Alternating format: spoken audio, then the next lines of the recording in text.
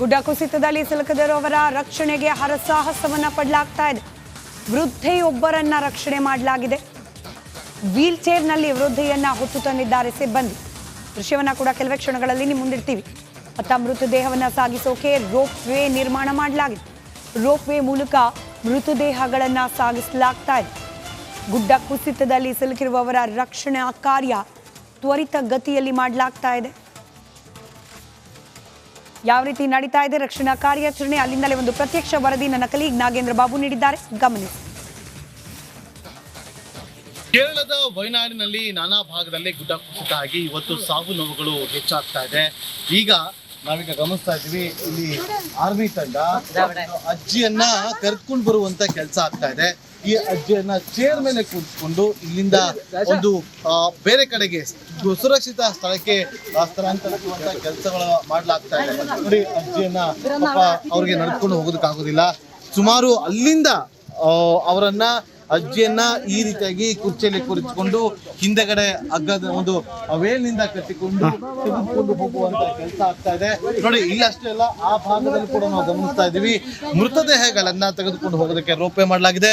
ಆ ಮೂಲಕ ಮೃತದೇಹಗಳನ್ನ ತೆಗೆದುಕೊಳ್ಳಲಾಗುತ್ತದೆ. ಜೊತೆಗೆ ಈಗಷ್ಟೇ ಒಂದು ಅಜ್ಜಿ ತುಂಬಾ ಸುಸ್ತಾಗಿದ್ರು. ಆ ಅಜ್ಜಿಯನ್ನ ಸ್ಟ್ರಕ್ಚರ್ ಮೂಲಕ ತಂದು ಆ ಅಜ್ಜಿಯನ್ನ ಈಗ ಆ ಒಂದು ರೋಪೆ ಮೂಲಕ ಕರ್ಕೊಂಡು ಹೋಗಿ ಆಂಬ್ಯುಲೆನ್ಸ್ಗೆ ತಲುಪಿಸಿ ಆಂಬ್ಯುಲೆನ್ಸ್ ಮೂಲಕ ಅವರನ್ನ ಆಸ್ಪತ್ರೆಗೆ ಶಿಫ್ಟ್ ಮಾಡುವಂತ ಕೆಲಸಗಳನ್ನ ಮಾಡಲಾಗ್ತದೆ.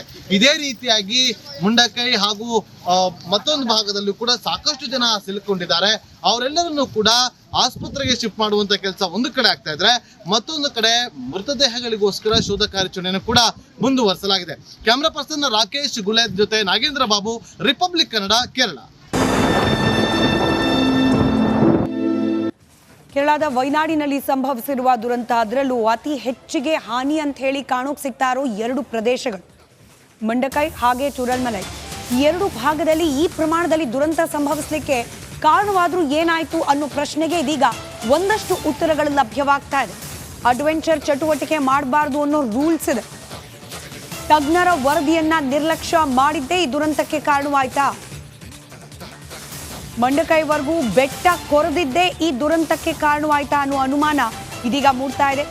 ಚೂರಲ್ಮಲ ಹಾಗೆ ಮುಂಡಕೈ ಮಾರ್ಗದಲ್ಲಿ ಜಿಪ್ ಲೈನ್ ಮಾಡಲಾಗಿದೆ. ಇದರಿಂದಾಗಿಯೇ ಈ ದುರಂತ ಸಂಭವಿಸ್ತಾ ಅನ್ನೋದು ಸದ್ಯಕ್ಕಿರುವ ಆತಂಕ. ಅಲ್ಲಿ ಯಾವುದೇ ಕಾರಣಕ್ಕೂ ಗುಡ್ಡವನ್ನ ಕಡಿಯೋ ಹಾಗಿಲ್ಲ, ಕಡಿದ್ರೆ ಆಪತ್ತು ಅಂತ ಹೇಳಿ ತಜ್ಞರು ವರದಿಯನ್ನು ನೀಡಿದ್ದಾರೆ. ತಜ್ಞರ ವರದಿಯನ್ನ ನಿರ್ಲಕ್ಷ್ಯ ಮಾಡಿದ್ದೇನೆ ಈ ಪ್ರಮಾಣದಲ್ಲಿ ದುರಂತ ಸಂಭವಿಸಲಿಕ್ಕೆ ಕಾರಣವಾಯ್ತಾ ಅನ್ನೋ ಆತಂಕ ಇದೀಗ ಮನೆ ಮಾಡ್ತಾ ಇದೆ. ಅಡ್ವೆಂಚರ್ ಚಟುವಟಿಕೆ ಮಾಡಬಾರ್ದು, ರೂಲ್ಸ್ ಬಹಳ ಕ್ಲಿಯರ್ ಕಟ್ ಆಗಿದೆ. ಕೇರಳದಲ್ಲಿ ಕಂಡು ಕೇಳರಿಯದ ದುರಂತ ಸಂಭವಿಸಿದೆ. ವಯನಾಡು ಪ್ರವಾಸಿಗರ ಹಾಟ್ಸ್ಪಾಟ್ ಆಗಿತ್ತು. ಇಲ್ಲಿನ ಜನರಿಗೆ ಅರ್ಥ ಆಗ್ಲೇ ಇಲ್ಲ, ಮುಂದೊಂದು ದಿನ ನಮ್ಮೆಲ್ಲರ ಸಾವಿಗೆ ಈ ರೀತಿಯಾಗಿ ನಾವು ಪ್ರವಾಸಿಗರನ್ನ ಆಕರ್ಷಿಸುವುದಕ್ಕೆ ಈ ಬೆಟ್ಟಗಳನ್ನ ಬಗೆದಿದ್ದೀವಿ ಅನ್ನೋದು ಅವರಿಗೆ ಅರ್ಥ ಆಗಲೇ ಇಲ್ಲ.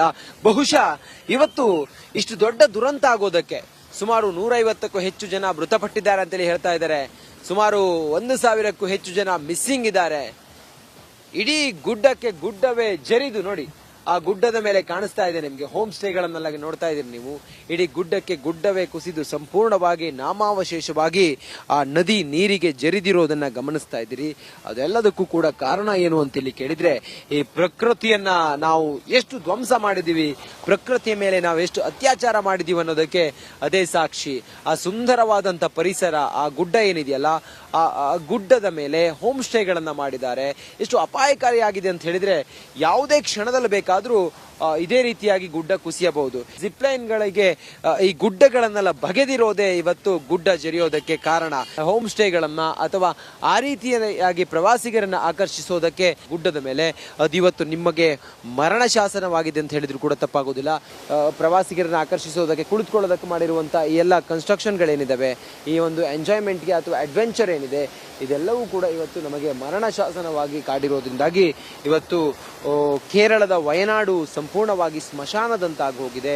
ಸಂಪೂರ್ಣವಾಗಿ ಎಲ್ಲವೂ ಕೂಡ ಹೋಗಿರೋದು. ಇದು ಯಾವುದೇ ಸಮಯದಲ್ಲಿ ಬೇಕಾದರೂ ಜರಿಬಹುದು. ಕಲ್ಲುಗಳಿದಾವೆ, ಮತ್ತೊಂದು ಮಗದೊಂದು ಯಾವುದೇ ಸಮಯದಲ್ಲಿ ಬೇಕಾದರೂ ಜರಿಯುವಂತ ಸಾಧ್ಯತೆಗಳಿರುತ್ತೆ. ಪ್ರಕೃತಿ ಮುನಿಸಿಕೊಂಡಿದ್ದಾಳೆ. ಈ ವಿಕೋಪವನ್ನ ನಾವು ಎದುರಿಸಬೇಕು ಅಷ್ಟೇ. ಇನ್ನಾದರೂ ಕೂಡ ಈ ರೀತಿಯಾಗಿ ಬೆಟ್ಟಗಳನ್ನ ಬಗೆದು ನೀವು ಪ್ರವಾಸಿಗರನ್ನ ಆಕರ್ಷಿಸೋದಕ್ಕೆ ಅಡ್ವೆಂಚರ್ ಅಂತ ಹೇಳಿ ಮಾಡ್ತೀರಿ, ಆದ್ರೆ ಅದೇ ನಮ್ಮ ಸಾವಿಗೆ ಕಾರಣ ಆಗ್ತಾ ಇದೆ ಅನ್ನೋದನ್ನ ನಾವಿವತ್ತು ಅರ್ಥ ಮಾಡ್ಕೊಳ್ಬೇಕಾಗಿದೆ. ಕ್ಯಾಮ್ರಾ ಪರ್ಸನ್ ಕೃಷ್ಣ ಜೊತೆ ನಾನು ರಂಜಿತ್ ಶ್ರೀಯಾರ್, ರಿಪಬ್ಲಿಕ್ ಕನ್ನಡ, ವಯನಾಡು.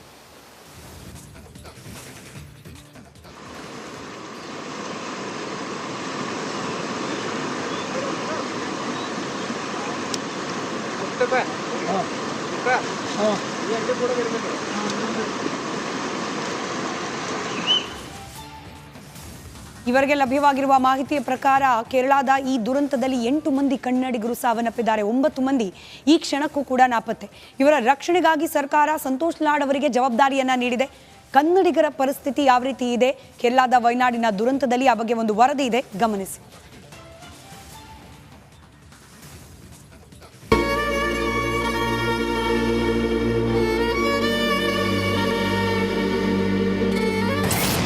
ಮಗಳಿಗಾಗಿ ಗೋಳಾಡುತ್ತಿರುವ ಹೆತ್ತಮ್ಮ,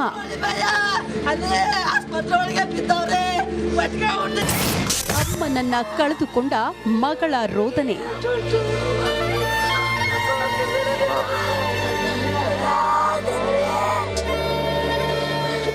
ಕೇರಳದ ಭೂಕುಸಿತದಲ್ಲಿ ತಮ್ಮವರನ್ನ ಕಳೆದುಕೊಂಡು ರೋಧಿಸುತ್ತಿರುವ ದೃಶ್ಯ ಮಂಡ್ಯದಲ್ಲಿ ಕಂಡುಬಂತು.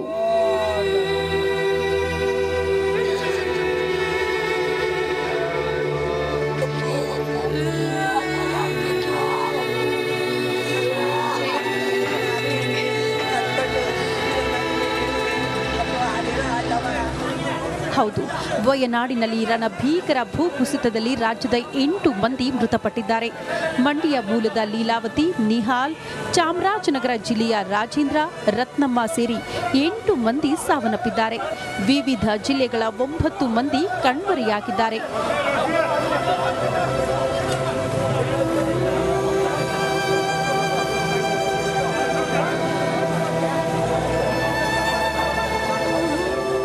ಇನ್ನು ತಮ್ಮವರನ್ನ ಕಳೆದುಕೊಂಡ ಕುಟುಂಬಸ್ಥರ ಗೋಳಾಟ ಕರಳು ಚುರ್ ಅನ್ನುವಂತಿದೆ. ಮಗಳು ಅಳಿಯನನ್ನ ದಯವಿಟ್ಟು ಸುರಕ್ಷಿತವಾಗಿ ಕರೆದುಕೊಂಡು ಬನ್ನಿ ಅಂತ ಮಂಡ್ಯದ ಕುಲ್ಲಮ್ಮನ ಕಣ್ಣೀರ್ ಹಾಕ್ತಾ ಇರುವ ದೃಶ್ಯಗಳು ಕರಳು ಚುರ್ ಅನ್ನುವಂತಿದೆ.